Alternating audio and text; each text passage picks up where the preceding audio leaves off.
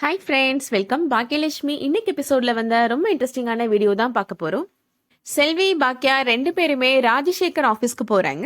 அவர் பாக்கியாட்ட சொல்றாரு, என்னோட ஃப்ரெண்ட் ஒருத்தன் இருக்கான், அவனோட பேரு கோடீஸ்வரன் அப்படின்னு சொல்றாரு.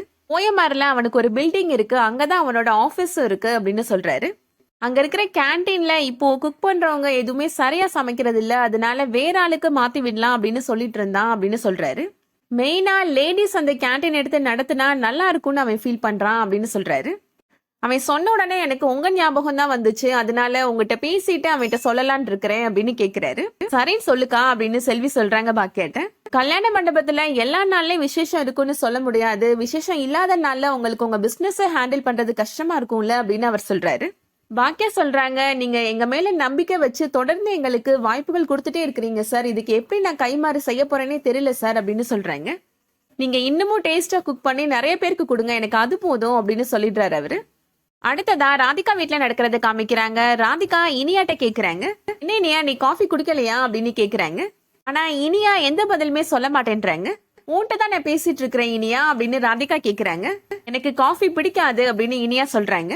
உனக்கு என்ன பிடிக்கும்னு அப்ப நீ என்கிட்ட சொன்னாதானே என்னால உன்னை நல்லா கவனிச்சுக்க முடியும் அப்படின்னு ராதிகா கேக்குறாங்க.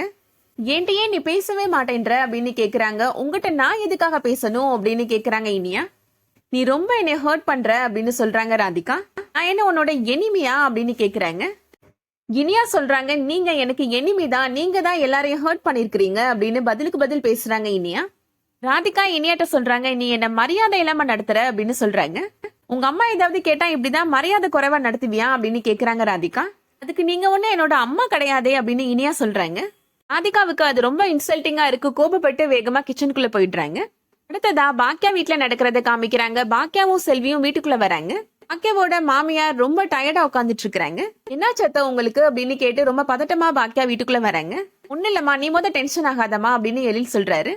செல்வி கேக்குறாங்க, என்னமா ஆச்சு, ஏதாவது பாம்பு வந்துருச்சா வீட்டுக்குள்ள, எதையாவது பார்த்து பயந்துட்டீங்களா அப்படின்னு கேக்குறாங்க. பாக்கியா மாமியார் சொல்றாங்க, அதெல்லாம் ஒண்ணு இல்ல, நான் கோவில் போயிட்டு வர வழியில ஒருத்தன் என்னோட செயினை பறிக்கிறதுக்காக வந்தா, நான் சத்தம் போட்ட உடனே எல்லாரும் கூட்டிட்டாங்க, அவனும் பயந்து ஓடி போயிட்டான் அப்படின்னு சொல்றாங்க. அந்த சிவகாமி வீட்டு பக்கத்துல தான் வந்துட்டு இருந்தேன் அப்படின்னு சொல்றாங்க. இந்த சைடு ரொம்ப இருட்டால இருக்கும் அப்படின்னு சொல்றாங்க பாக்கியா. இந்த அசோசியேஷன்லாம் எதுக்கு இருக்கேன்னு தெரியல, இதெல்லாம் கவனிச்சுக்க மாட்டாங்களா அப்படின்னு கேக்குறாரு எழில். சிசிடிவியும் ஒர்க் ஆக மாட்டேங்குது, எல்லாத்துக்கும் சேர்த்து தானே நம்ம அமௌண்ட் பே பண்றோம் அப்படின்னு சொல்றாரு எழில். ஜெனி சொல்றாங்க, அசோசியேஷனுக்கு ஒரு வாட்ஸ்அப் குரூப் இருக்கும்ல ஆன்ட்டி, அதுல நீங்க கம்ப்ளைண்ட் பண்ண வேண்டியதானே அப்படின்னு சொல்றாங்க. இந்த குரூப்ல நான் எங்க இருக்கிறேன் அப்படின்னு பாக்கியா சொல்றாங்க. ஆமா, அதுல எல்லாம் அந்த ஆள் தான் இருப்பாரு அப்படின்னு எழில் கோவமா சொல்றாரு. உங்களையும் ஜாயின் பண்ண சொல்லுங்க ஆன்ட்டி அப்படின்னு சொல்றாங்க ஜெனி. பாக்கியா வீட்டுல சொல்றாங்க, ராஜசேகர் சார் எனக்கு ஒரு கேன்டீனோட கான்ட்ராக்ட் வாங்கி கொடுத்துருக்காரு அப்படின்னு சொல்றாங்க. இதை கேட்ட உடனே எல்லாருமே ரொம்ப சந்தோஷப்படுறாங்க. அடுத்ததா ராதிகா வீட்டுல நடக்கிறத காமிக்கிறாங்க. கோபி வேலை முடிஞ்சு வீட்டுக்கு வராரு. இனியா எதுவும் பேசாம டல்லாவே இருக்கிறாங்க. என்னாச்சு இனியா அப்படின்னு கேக்குறாரு. அதெல்லாம் ஒண்ணு இல்ல டாடி, நான் படிச்சுட்டு இருக்கிறேன் அப்படின்னு இனியா சொல்லிடுறாங்க. மயூட்ட கேக்குறாரு, அக்காக்கும் அம்மாக்கும் சண்டை டாடி அப்படின்னு சொல்றாங்க மயூ. கோபி இனியாட்ட கேக்குறாங்க, ராதிகா ஏதாவது உன்னை சொன்னாலா அப்படின்னு கேக்குறாங்க. ராதிகா உடனே வராங்க. நான் எதுக்கு அவளை திட்ட போறேன் அப்படின்னு கேக்குறாங்க. நான் கேட்டா பதிலே சொல்ல மாட்டேன்றா இவ அப்படின்னு சொல்றாங்க. இவங்க யாரு டாடி என்ன கொஸ்டின் பண்றதுக்கு அப்படின்னு இனியா கேக்குறாங்க. காஃபி குடிச்சிட்டியான்னு கேட்டேன், அது கூட பதில் சொல்ல மாட்டேன்றா இவ அப்படின்னு சொல்றாங்க ராதிகா. அவதான் காஃபி குடிக்க மாட்டான்னு உனக்கு தெரியும் இல்ல ராதிகா அப்படின்னு சொல்றாரு கோபி. நீயும் பெரியவங்களுக்கு மரியாதை கொடுத்து பேசணும் இனியா அப்படின்னு சொல்றாரு கோபி. அவங்களுக்கு சப்போர்ட் பண்ணிட்டு நீங்க என்னைய திட்ட போறீங்களா அப்படின்னு கேக்குறாங்க இனியா.